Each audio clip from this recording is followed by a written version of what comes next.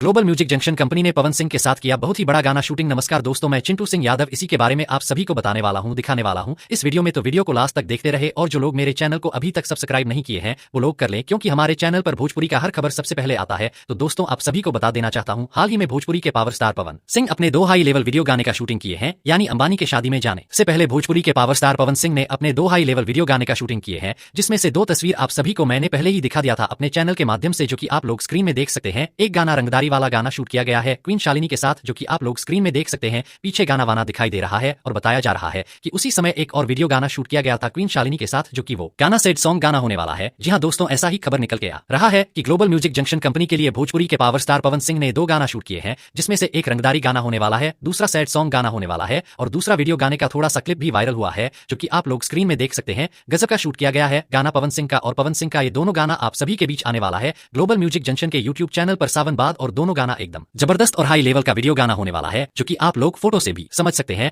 बहुत ही महंगी गाड़ी के साथ ये गाना शूट किया गया है, बहुत सारे बाउंसर लोग भी खड़ा है, जो कि आप लोग स्क्रीन में फोटो देख सकते हैं। हाँ तो दोस्तों, सावन बाद आप सभी के बीच भोजपुरी के पावर स्टार पवन सिंह का बैक टू बैक धमाका होने वाला है। सेट सॉन्ग रंगदारी यानी हर एक टाइप का गाना आप सभी के बीच आने वाला है अलग अलग चैनल से। हाँ तो दोस्तों, यह रहा भोजपुरी के पावर स्टार पवन सिंह का अपडेट। आप सभी को कैसा लगा हमें नीचे कमेंट बॉक्स में जरूर बताइएगा। वीडियो पसंद आया तो ज्यादा लाइक करें, कमेंट करें, शेयर करें, सब्सक्राइब करें। धन्यवाद।